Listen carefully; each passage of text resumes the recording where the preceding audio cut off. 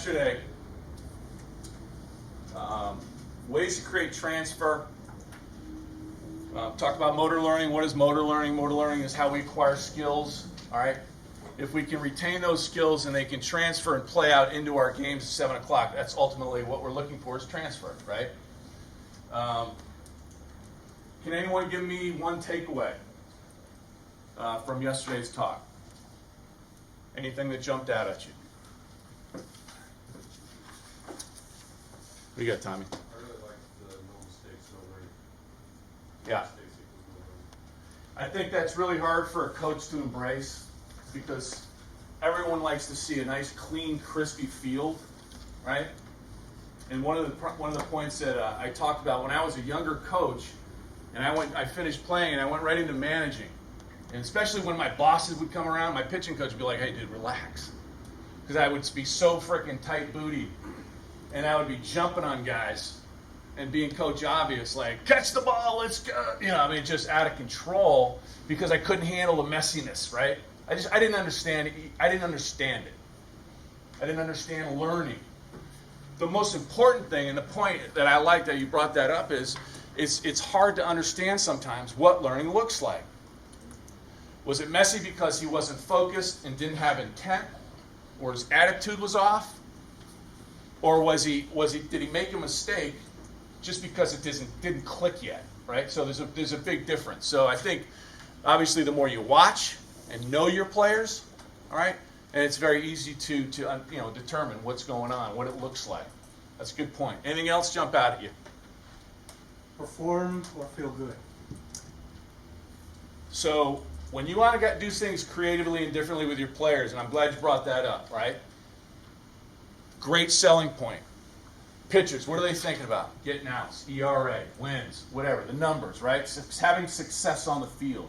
Hitters want to get knocks, right? Well, we want you to perform. So the trade-off is you're going to get your butt handed to you sometimes in practice in order for you to feel good, or in order for you to perform and come game time and feel like you've been there before, all right? Awesome point. Any other takeaways from yesterday? What do you got, Albert? The creating competition within practice. I Yeah. like that a lot, because it adds attention, and everything is more fun with these guys. There's an incredible amount of focus and intent with simple competitions and point systems, and we use that on a daily basis. It is so simple. Tim Corbin at Vanderbilt, he's the first guy that got me onto, like, he takes it to a whole nother level. And I sat on him for about 4 days a few years back. So his practices have many competitions within those practices, very organized, almost looks like a Japanese type practice, what George was talking about this morning, where they leverage their time and maximize everything.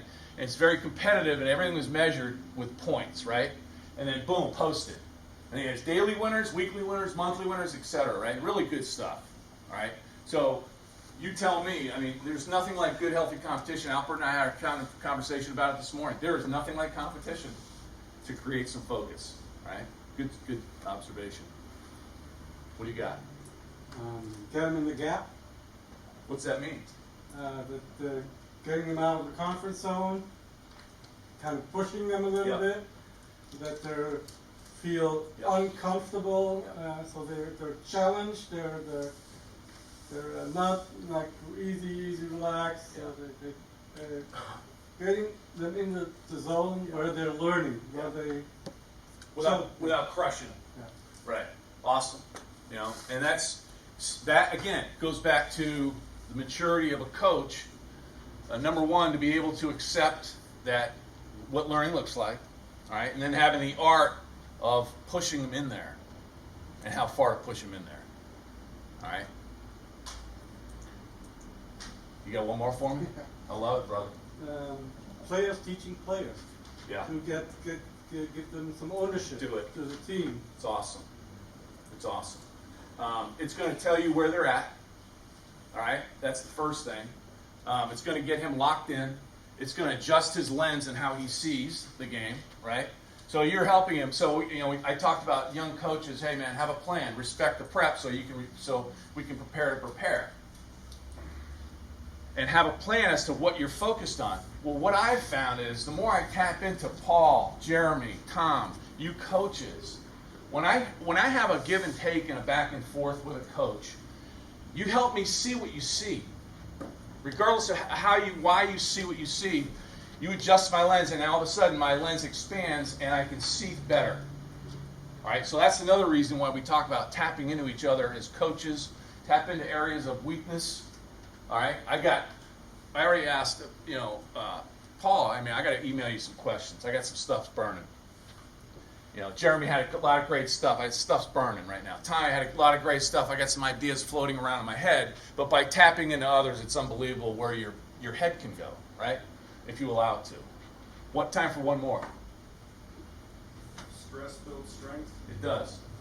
That's big. Every game is going to have at least one inning of adversity. Yeah.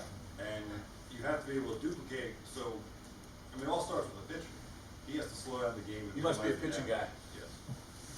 And he has to minimize the damage, and the defense feeds off of that too. When the pitcher's trying to strike out the side on one pitch, Yeah. the defense is going to get jittery. Yeah. Well, he sees slow it down one pitch at a time, Yeah. get out of the jam in one pitch. Yeah. The defense has got to relax as well. If you can get out of the bases loaded, nobody have to have one run, that's a victory. That's a success. Yes, it is. If you come out with 5 runs, that's the game winner Tough. a lot of times. Yeah, that's tough. That's a great point. The stress piece, again, and we've had some conversations about dealing with fear and stress, right? And it doesn't require a ton of creativity to add stress to whatever it is that you're doing in practice. When I was coach at the college game, I was responsible. I was a pitching guy. And we would do bullpens, scripted out, high leverage situations and counts, and then they would have to execute their pitches. I would chart it. Boom, you got a grade, points, boom. All right. What do you think of your pen? Break it down, a little feedback. And the last 6 or 7 pitches, we'd call it squat or pitches for sprints. If you don't execute your pitch, you have to pick one of your teammates to run a pole in under X amount of seconds. Okay?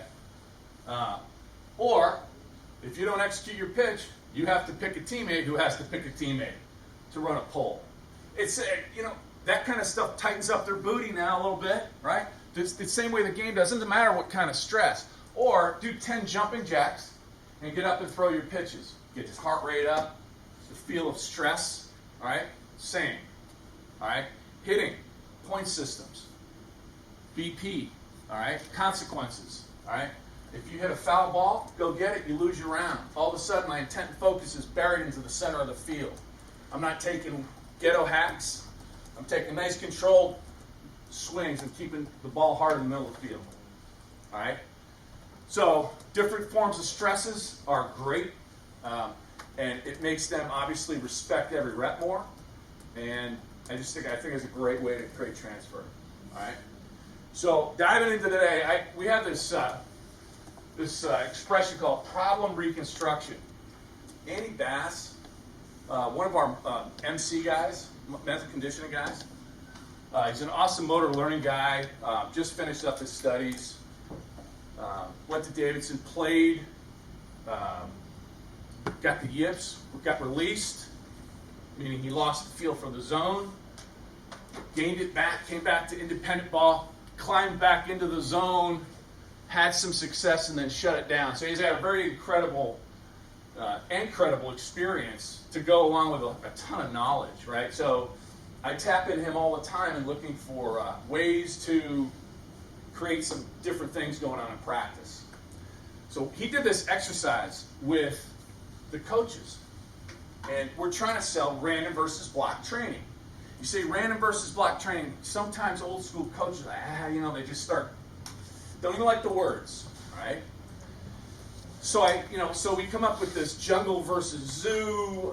We come up with decision making. I just say, hey, let's just include some variability in decision making in your training, and go from there. I'm not going to tell you what to do. Just consider those things. So, and the more I look at the amount of decisions that have to go on in the course of one baseball game, it's phenomenal on one play.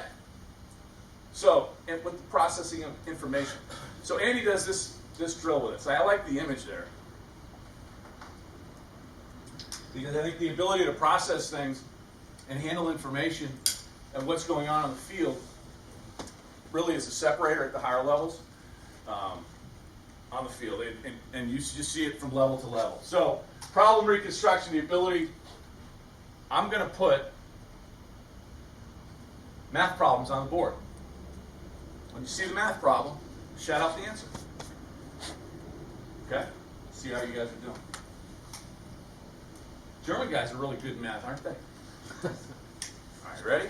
It's labeled. 7. 7. 7. Shout it out. 7. Come on, man. 7. 7. 8. 10. 9. 7.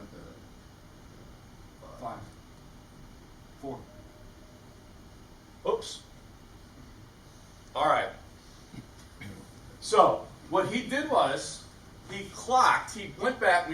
He taped it. Went back. Did the time. He goes, you know, the amount of time it took you to solve those problems was way less than here. The randomness of that to the predictability of that. So where you're on autopilot. All right. So if my offensive practice is 40-mile-an-hour cookies down the middle, and I'm like, whack, where do you want it, man? I'll go right center with this puppy. Yeah. I mean, on command shift. Okay? But that's not the game, right? And that's not your move either. Okay, your move is going to be your move when you see a little velocity in a mix. That's probably going to be your move to the ball, right? Question for Jeremy. Where's Jeremy? So, on average, your gut response, you know, and I ask different hitting coaches the same question, and I get different answers kind of all over the map. In the course of a game, right? What's the percentage of how many times you will say yes to how many times you say no of all the pitches you see? Meaning yes, yes, yes, yes, yes, no. You're just like a gut feel. It fluctuates with the guy. Yeah, it definitely fluctuates with the guy. Far less than you would expect, or should be. I mean, like, how many times you say yes? Half the time, 60%, 40%. Less than half the time. Less than way half less the- than half the time. Less than half the time. So let's say you say no 60% of the time on average. Let's say that, yeah. I've heard it usually ends up around 50 to 60 of the guys, Yeah. right? Hitting guys are usually pretty right around there. All right. So my next question to my hitting guy will be, cool. Are we practicing and training that decision-making process?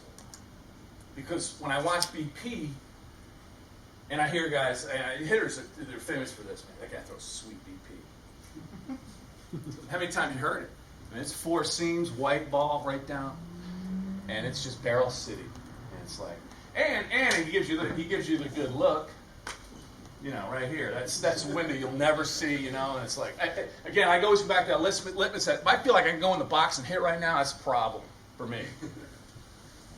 So then I say, well, listen, do you think there's value, okay, in throwing some balls on purpose? Yeah, okay. Because the last I checked, the job of a hitter, if I just kind of simplify it, okay, you go, okay, what's my role? I get my side. What's my role?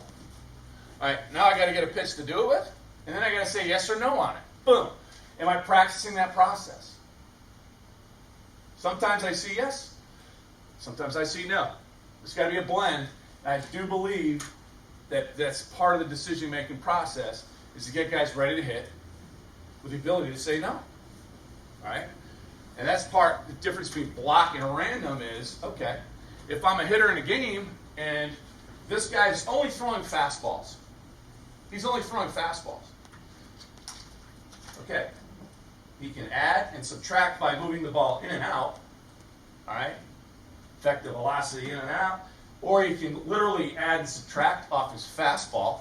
And then he can go up, down, in, out, add, subtract. That's one pitch. So then he throws in the mix a curveball. So it becomes, okay, I can throw that curveball for a strike the ball, in and out, up, down, all over the plate. A lot of different possibilities and problems there. Mixing a third pitch. Oh, God. If you think about the amount of things that a hitter has to adjust to on one pitch, it's unbelievable. And the ability of a hitter to eliminate pitches, simplify, get in a zone, get a pitch, what's my role, get a pitch to do it with, and make a good decision on it, that's a process. Let's train that. Okay?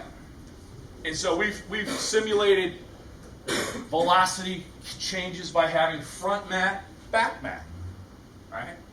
I can use this, huh?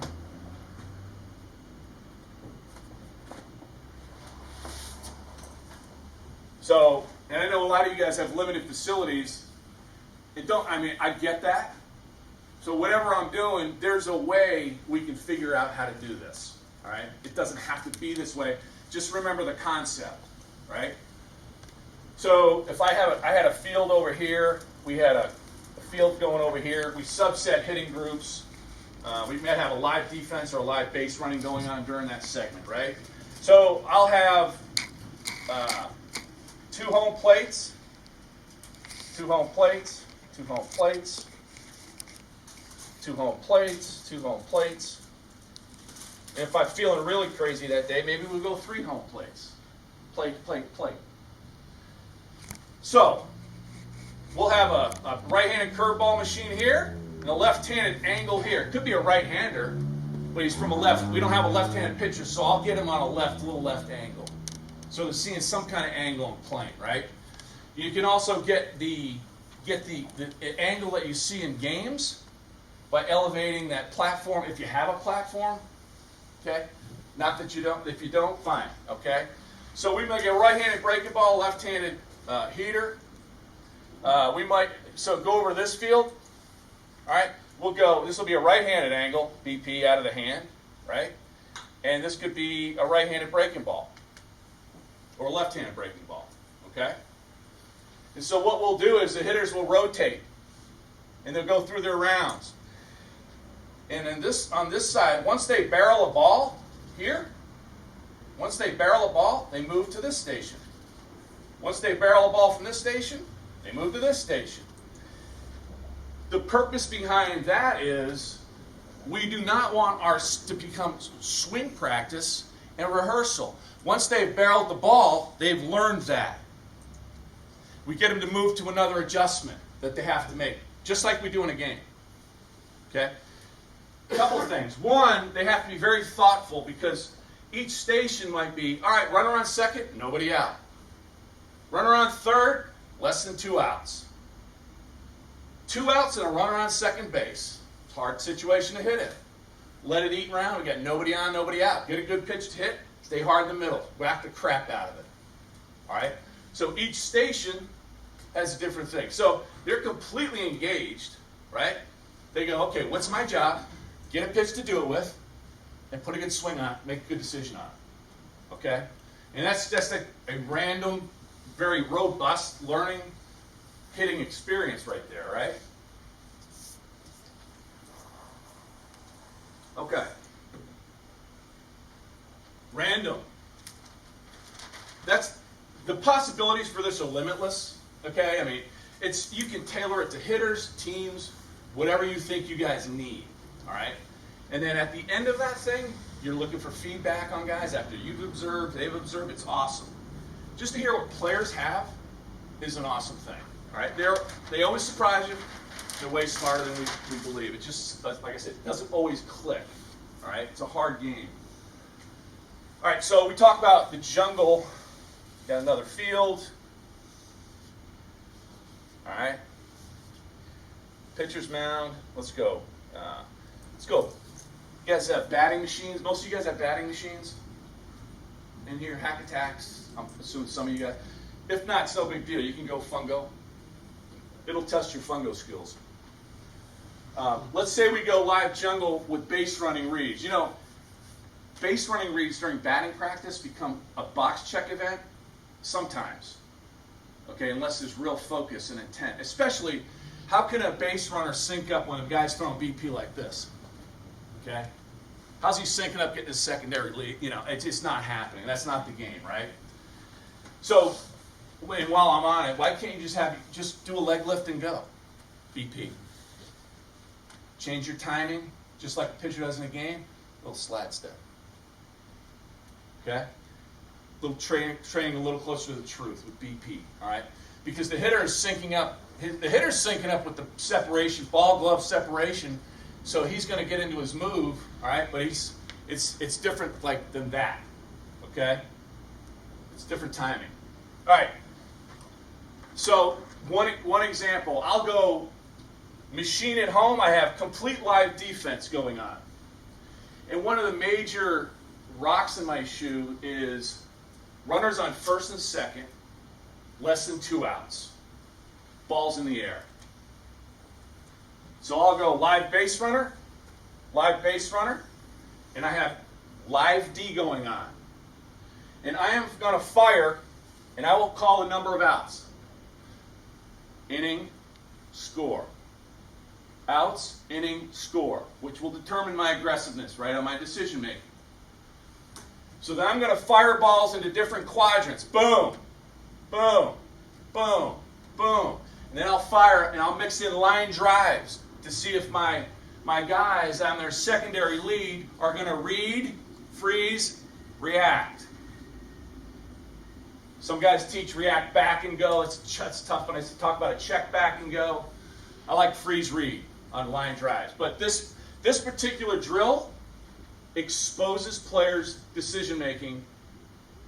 Unbelievable. And it also exposes your defense. Where am I going? This is live jungle. Based off a fly ball or a line drive. Where am I going on defense? And what decision am I going to make here? He tags, I tag. He tags, I go halfway on a certain ball. There's so many different scenarios. So here's a common question I got from coaches. Hey man, can we just hit them all in the right field corner? Because they don't get that yet.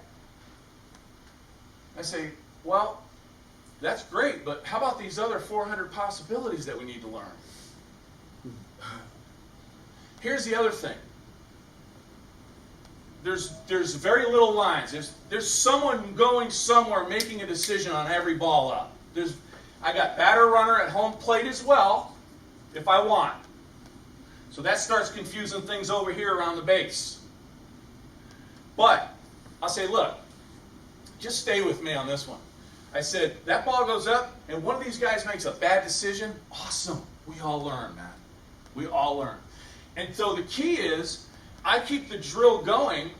That kid gets pulled aside. Hey, what do you got there? Take me through that decision. Well, I probably should have tagged on that ball, and there was no outs, right? And he tagged, and I should have tagged, and probably better off having second and third one out. Good. Very good. Good answer. Meanwhile, the next ball is getting fired up. Boom. Another rep's going off. One rep from a machine becomes about, I don't know how many reps. Talk about repetition without repetition. This is as simple as it gets on that. Now, I can do this same drill with a fungo.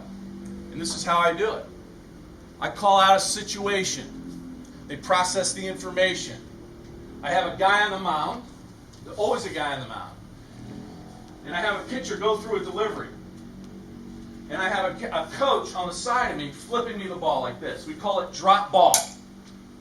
And I have a fungo in my hand. If I'm feeling really good that day, and the ibuprofen kicked in, I can backspin some stuff now. So off the drop ball, boom, I sync up to that drop ball, and on the arm swing to the drop ball, the base runners go boom, boom, boom. All right, they're timing up their secondary lead. Training closer to the truth, a little more purposeful, right? So then I'll say, okay, we're going live, since we're going live jungle, right? I say everything's in play. Drop ball, I call out a situation. I might even swing and miss because I want to see if my infielders are on time. I want to see if my outfielders are on time and engaged. Swing and miss. Good rep. Happens in the game, right? So that's one way of working on offensive piece of base running and defense. All right? That's just one way. Now, you want to throw in some real good offensive jungle with it? Hit her in the box. We hit this yesterday. I got an ice screen. I got the coach, and I got a pitcher on the bump. All right, fellas, today we have a 3-inning game. First inning is the 8th inning. Second inning is the 9th inning. Third inning is the 10th inning with runner on second and nobody out, which is a new rule in minor league ball. Extra innings.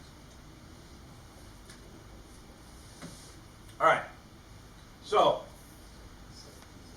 we go through this inning. We can start. It can be anything you want the situation to be.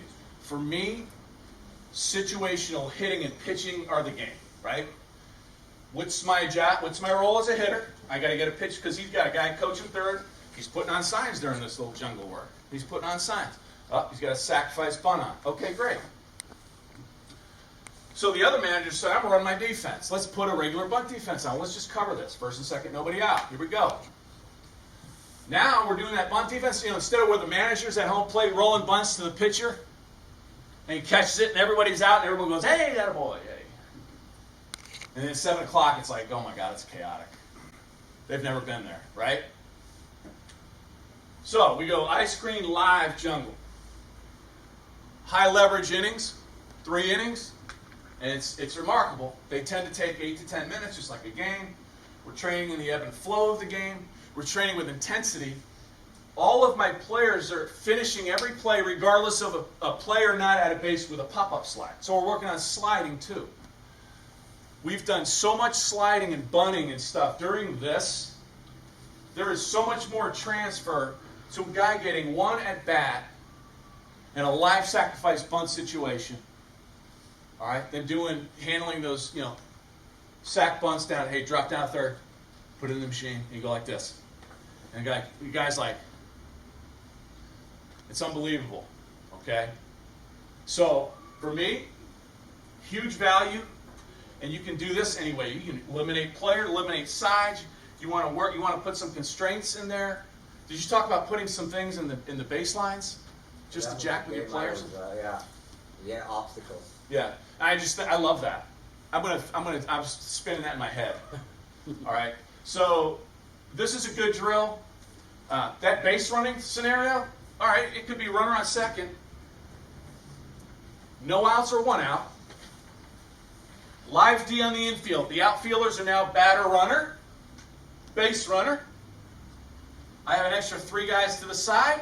I have a live defense on the infield. No outs or 1 out. Base runner, shortstop, third base, second base, first base. I got no base runner. Live defense, live shell. Again, we're working on a drop ball. So he's timing up his lead. Our defense is timing up their syncing up with the drop ball arm swing. Got to be on time offensively and defensively, right?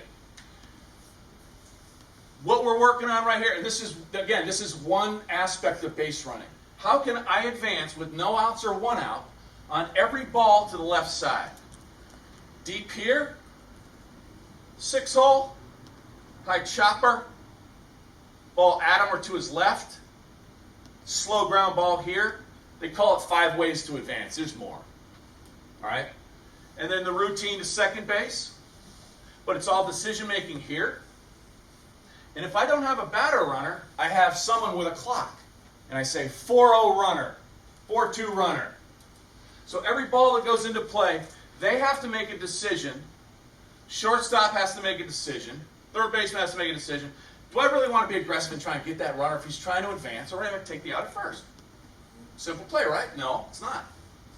I see it screwed up all the time at high levels. Guys are running into outs. Okay? But this is one small way, all block training, in the context of only team practice. The second control group did all block training in the context of team practice, and then they hit extra every day for a period of time, a long period of time. I think it was like 6 weeks. The control group C did all random batting practice, with the 2-pitch mix, random velocity taking, and all that stuff. Then they did extra all random.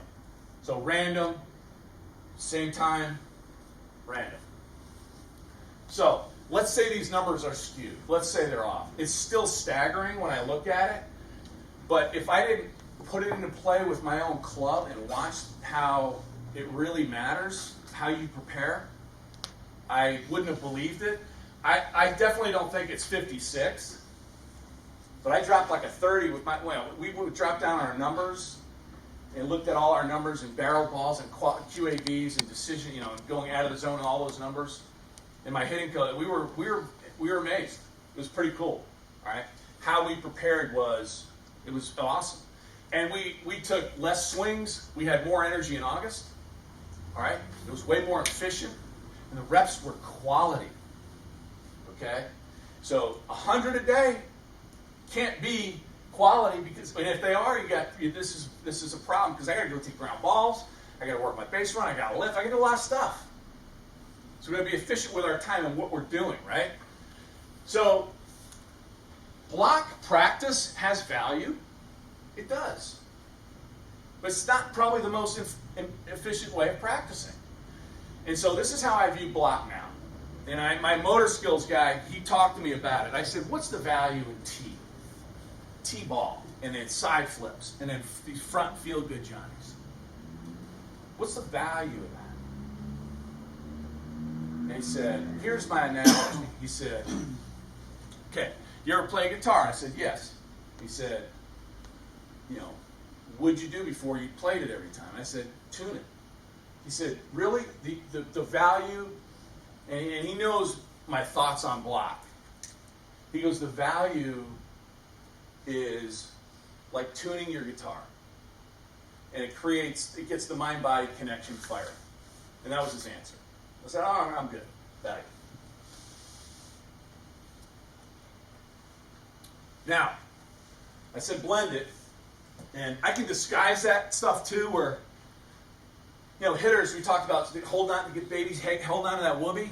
They hold on to their routines like a whoopee, man, and they become like jacked up if they don't get it. I got to have my front flips and all that stuff. So I just said, hey, Corey, give them their stuff. Just, calm it down. Make it be quality, calm it down. Get them into the jungle as soon as we can. But usually we do all that stuff in the cage, all right? And if there's mechanical stuff going on, I'll hit this in a minute. There's mechanical stuff going on, they'll hit that in the cage. But when we go out on the field, we become game-like. Decision-making, game-like. Quality, okay? All right.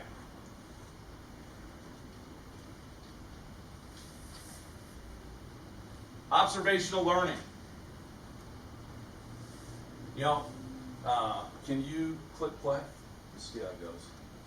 I'm not sure which one I got here. Can you walk? All right. One of my favorite coaching videos, right here.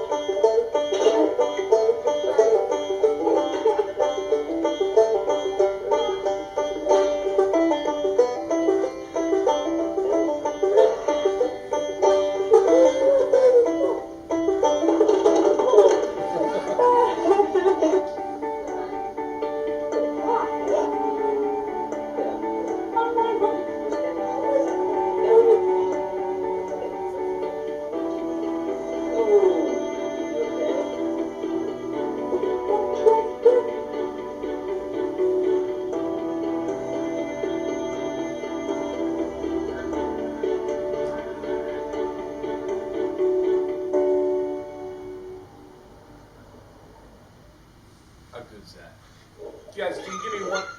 Can you bang that? Can you give me one takeaway, a coaching takeaway from that video? From anything we talked about? Encouraging small What's that? success. Patience. Patience? Can't have enough of it, fellas. Encouraging small success. Encouragement. Do you ever have a player go, please coach, stop encouraging me so much, it makes me nervous? No, I haven't yet. What do you got? Failure. What about it? Well, stumble, fall, get up again. Boom. Was it clean? No fear. Fearless. What do you think the reason for that was? No fear. Well, because the older you get, you're more ashamed to try something because you might embarrass yourself. Yeah.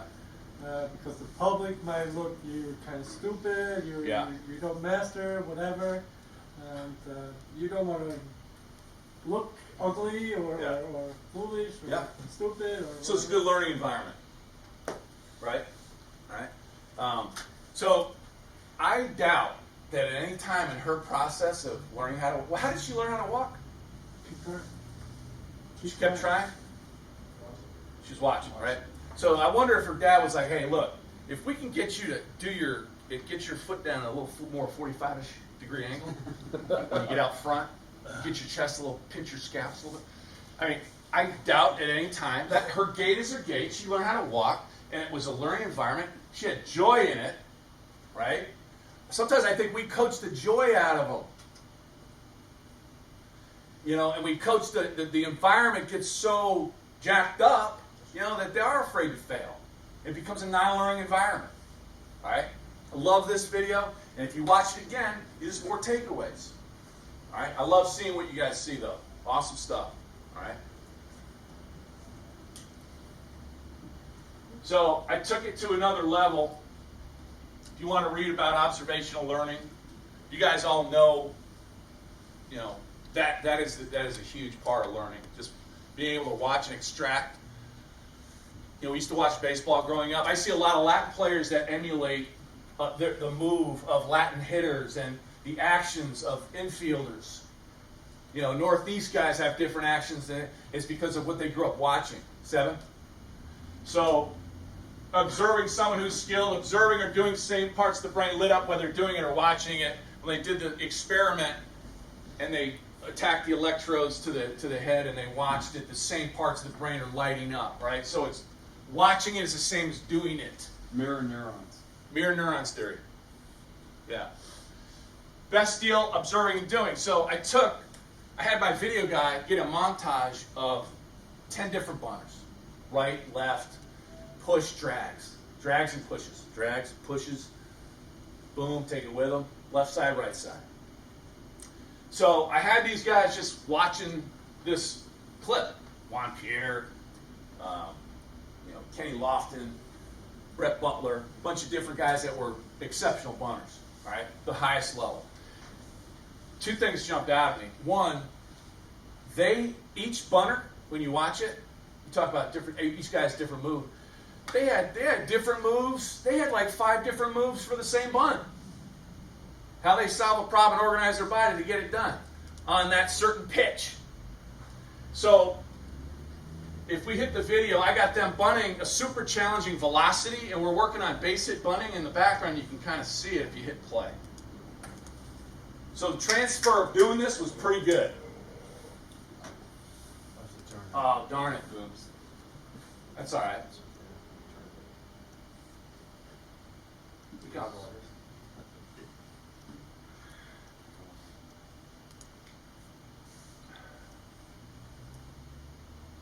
right. Don't sweat it. Fuck. Oh. Okay. That's high velocity, and I got the guy messing with the machine to make him say no, so they can know what pitches to bunt, what pitches to take.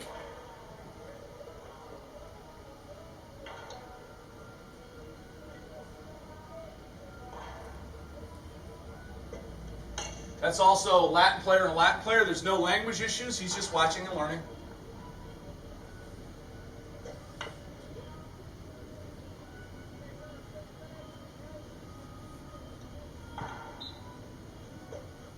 There's no turtle there.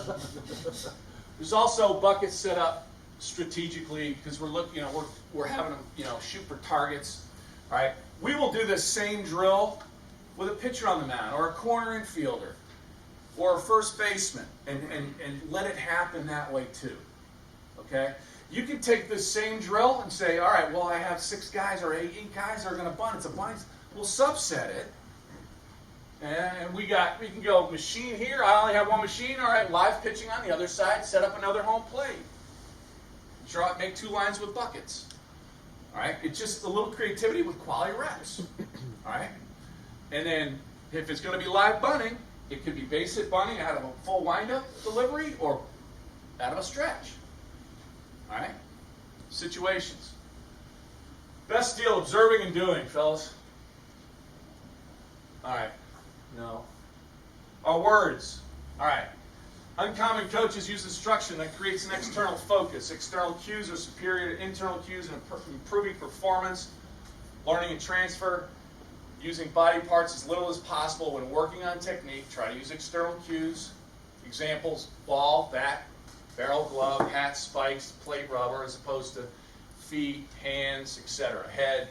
Use analogies to paint a picture of what the technique is supposed to look like without using body parts. Speak truth. Remember, we hit truth yesterday. Always speak truth to them. Always. All right, just cover it up with some velvet. Package it. You can do it questions. You get really good at asking the right questions, and then a lot of times they can give you the right feedback. All right, it's a lot more meaningful. But this, to me, and I came up with a glossary of some expressions and examples for our coaches to look at. And, for example, hey, you know what? Your feet are too narrow. I want your feet to be a little wider as you approach the ball, left, right catch, and your rhythm and time into a ball. And so I may go, hey man, if you're playing defense in basketball, how are you going to get up on me? And God go like this. I say, that's a good position. That's your spot. Or, crouch like a tiger, ready to pounce on his prey. And they generally get into their spot. All right? Taller guys a little wider, shorter guys a little narrower. It's a little different story, okay? But pitchers, hey man, get into your foot or drive your spike into the ground to stay in your ass, stay in your back leg, right? Guy's got a lazy front arm, it leaks. Firm gun barrel, boom. Use an analogy, all right? But staying off body parts. Hitters, your belly button, at the finish, that belly button needs to be pointing this way. Instead of that, say your belt buckle, all right? Just simple things that gets them externally focused, all right? Your words of, okay, knock the screen down. Well, in order for me to do that, I got to back the ball up a little bit and put a good swing on it and move the barrel to a good spot. To execute that swing is really hard, right? But just to give them that goal, put them in a good spot. All right, external implicit training, just thoughts and goals. And then when things get internal and mechanical, arm speed changes, bat speed changes, they start making bad decisions over here, they lose focus on losing the ball in the mound. A lot of bad things happen. All right, the less, we have to go mechanical, we have to adjust things.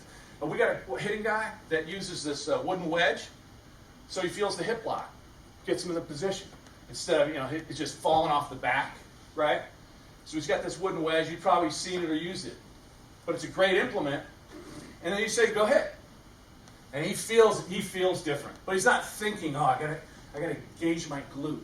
He's not thinking about that, right? He's just letting it happen. That tool is teaching him, and just let him hit. Stay external. All right, got time for one more? Yeah. All right, last one. We talked about internal mechanical mindset versus a trusting mindset. Internal mechanical, thoughtful. If I'm thinking about my swing and my leg lift and hand, I'm going to have a hard time hitting that thing. 95 manipulated, up in my neck, one pitch, down, there's a lot of things going on, right? This is a guy, Mitch Keller. Some of you guys may have, seen. He's a top prospect, big arm, okay, awesome dude. His high school video.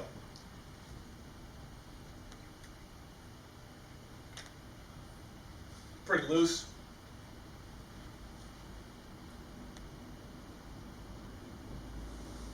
Rhythmic. And he's doing some things there. It's coming out hot. And yeah, that was kind of nasty too. So this is him before he really got coached, and he got with a coach who said, "I'm gonna clean it up. He got a lot of shit going on over here, and I'm gonna clean him up." And so within like 2 months, like he goes from like 96 to like 88, getting tallywhacked, backing up bases. So, and that guy's, he's not coaching much, I don't think anymore. But so you're better off letting him be free and figure stuff out with goals rather than addressing or misdiagnosing a problem.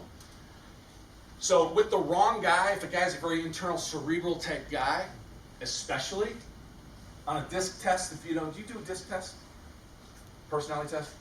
No. Okay, so what the C part of it is an internal, cerebral. You got a lot of C in it. Both of you guys are very deeply, internally, just thinking things through, very deep, right? He's that guy. And you give the wrong guy the wrong kind of cues, man, and he is jacked up, kid. All right? So then he goes from trusting mindset to mechanical.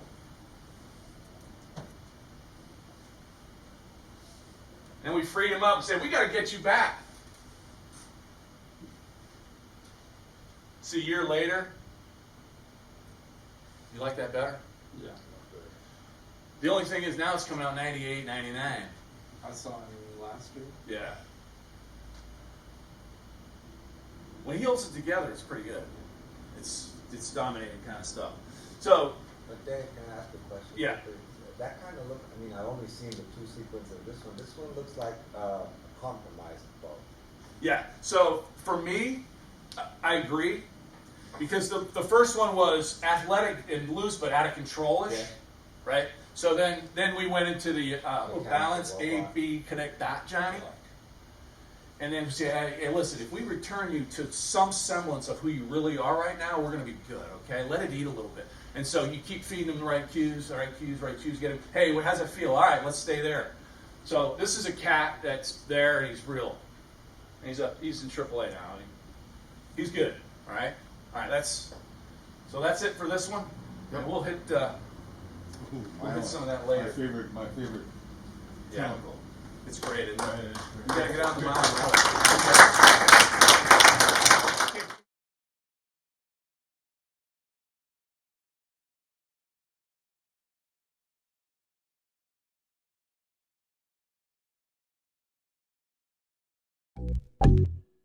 mound.